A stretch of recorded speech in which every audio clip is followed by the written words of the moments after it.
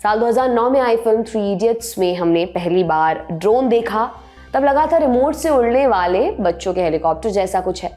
तब से लेकर आज तक दुनिया इतनी बदल चुकी है कि ड्रोन लगभग हर चीज में इस्तेमाल होने लग गए हैं। ड्रोन का एक इस्तेमाल जो हम सबने खूब देखा है वो है वीडियोग्राफी। शादियों से लेकर यूट्यूब पर वीडियो बनाने वालों के बीच ड्रोन का इस्तेमाल आम है। लेकिन क्या ड्रोन सिर्फ इसी काम का है? तो जवाब है नहीं।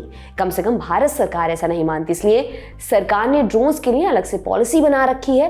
हालांकि वो पुरानी खबर है। नई खबर ये है कि सरकार अब ड्रोन्स के प्रोडक्शन को जबरदस्त पुश देने की कोशिश कर रही है। क्या होने जा रहा है ड्रोन्स इंडस्ट्री में, ड्रोन्स बनाने पर सरकार कैसे मदद देगी और ड्रोन्स पायलट बनकर कैसे कमाई होगी, भारत की ड्रोन्स पॉलिसी की पूरी बात करेंगे आज के एपिसोड में। नमस्कार, मेरा नाम दिव्यांशी सुमराव है। आप देखना शुरू कर चुके हैं अर्थव्यवस्था की खबरों से जुड़ा हमारा रोजाना का शो खर्चा पानी। कुछ साल पहले जब भारत में ड्रोन्स दिखाई देने की घटनाएं बढ़ी से लेकर चिंता जाहिर होनी शुरू हो गई।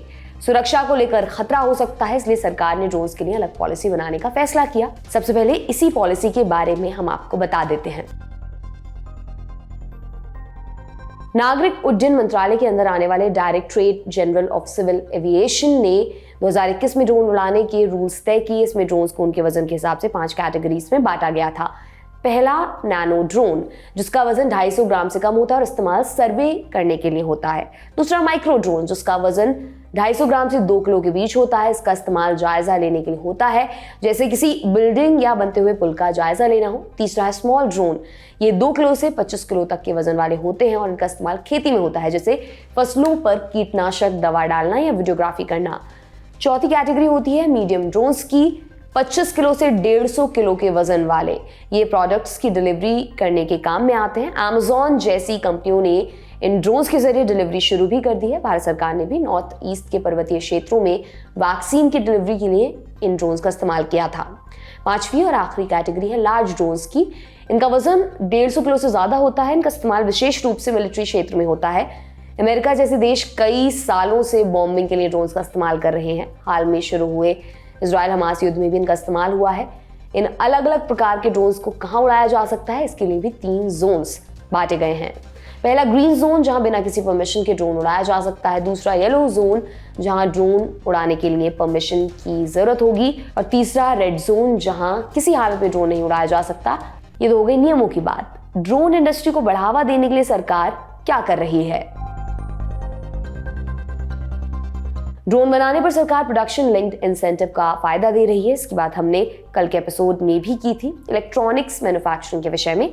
इसका मोटा माटी मतलब समझे तो सरकार एक बोनस देती है कंपनी को अगर वो कंपनी सरकार के बताए हुए प्रोडक्शन से ज्यादा प्रोडक्शन करते हैं। बिल्कुल वैसे ही जैसे ऑफिस में ज्यादा काम करने का बोनस मिलता है, सरकार ने ड्रोन्स के लिए एक और स्कीम बनाई है, ड्रोन्स शक्ति स्कीम। 2022-23 के बजट में वित्त मंत्री निर्मला सीतारामन ने ड्रोन शक्ति स्कीम की घोषणा की थी। इस स्कीम में स्टार्टअप को सहायता देने के साथ साथ लोगों को ट्रेनिंग सेंटर्स में ड्रोन टेक्नोलॉजी की स्किल सीखने की बात भी थी। इन सारी स्कीम्स का फायदा क्या हुआ, कुछ उदाहरण से देखते हैं। आईआईटी से पढ़े हुए एक इंजीनियर ने एक बोट लैब्स डायनामिक स्टार्टअप बनाया है। इनके बनाए 1000 मेड इन इंडिया ड्रोन्स का उपयोग गणतंत्र दिवस की बीटिंग रिट्रीट सेरेमनी में भी हुआ था।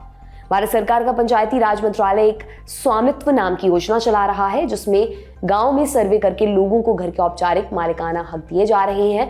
इस योजना में भी सर्वे के लिए ड्रोन्स का इस्तेमाल हो रहा है। देश के सूचना और प्रसारण मंत्री अनुराग ठाकुर ने दिसंबर 2022 में एक प्रेस कॉन्फ्रेंस में कहा था कि भारत को अगले 1 साल में 1 लाख ड्रोन पायलट्स की जरूरत पड़ेगी, यानी वो लोग जो ड्रोन उड़ाने की ट्रेनिंग लेते हैं और महारत हासिल करते हैं। ड्रोन योजना से सरकार नए रोजगार पैदा करना चाहती है।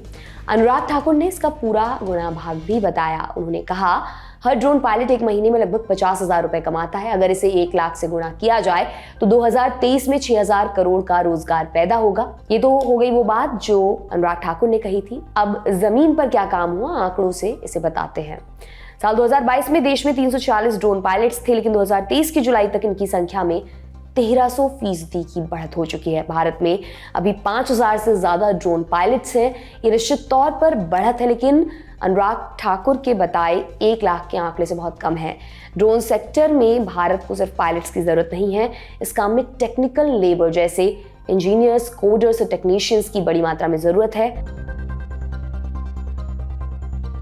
ड्रोन्स का इस्तेमाल अलग अलग क्षेत्रों में होता है। सबसे पहला मिलिट्री और निगरानी। आपने पिछले 2-3 सालों में सुना होगा कि सेना ने ड्रोन की मदद से बॉर्डर क्रॉस करने की कोशिश कर रहे आतंकवादियों को लोकेट करके मार गिराया। ड्रोन्स का इस्तेमाल अटैक के लिए भी हो सकता है, जैसे अमेरिका का एक ड्रोन है MQ-1 प्रेडेटर, जिसे मिलिट्री ड्रोन्स के लिस्ट में एक उन्नत ड्रोन माना जाता है और जो काफी दूरी से सटीक हवाई हमला कर सकता है। ड्रोन्स का इस्तेमाल सामान की डिलीवरी के लिए होता है। जिन इलाकों में रोड्स वगैरह अच्छी नहीं है या कोई इलाका पहाड़ों पर है तो ड्रोन की मदद से जल्दी और किफायती तरीके से सामान वहां पर पहुंचाया जा सकता है। तीसरा इस्तेमाल वीडियोग्राफी में किया जाता है। आपने अयोध्या का दीप महोत्सव का वीडियो देखा होगा। बाकी शादियों आदि में इसका इस्तेमाल अब आमतौर पर देखा जा सकता है। ड्रोन्स का इस्तेमाल खेती के क्षेत्र में भी है। पिछले साल प्रधानमंत्री मोदी ने 100 किसान ड्रोन्स का उद्घाटन किया था। ड्रोन्स खेतों में निगरानी करने, यूरिया और कीटनाशक का छिड़काव करने और खेतों के साइज का सर्वे करने के काम में आते हैं। इसके अलावा ड्रोन्स का इस्तेमाल कंस्ट्रक्शन के फील्ड में है। काम कितना पूरा हुआ और क्या क्या कमियां हैं, ये समझने में ड्रोन काफी मदद कर सकते हैं। नई टेक्नोलॉजी के साथ एक चुनौती भी आती है। ऐसा ही ड्रोन्स के साथ भी है। ड्रोन से खतरा भी बढ़ गया है। आपने खबरों में देखा होगा, ड्रोन्स का इस्तेमाल कर पाकिस्तान से ड्रग्स के पैकेट्स पंजाब में भेजे जाते हैं। पुलिस और सुरक्षा एजेंसियां बहुत बार इनको पकड़ने में कामयाब भी होती हैं, लेकिन इससे खतरा कम नहीं हो जाता। ड्रोन्स राष्ट्रीय सुरक्षा के लिए एक बड़ा खतरा साबित हो सकते हैं। इसके अलावा ड्रोन्स VIP सिक्योरिटी के लिए बड़ी समस्या खड़ी कर सकते हैं। G20 के समय इसी कारण दिल्ली में ड्रोन उड़ाने पर बैन लगा दिया गया था।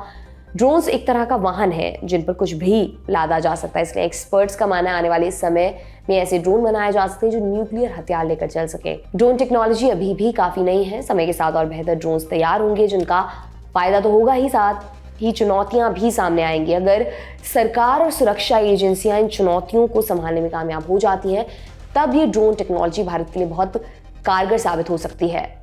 आज के खर्चा पानी में दोस्तों इतना ही।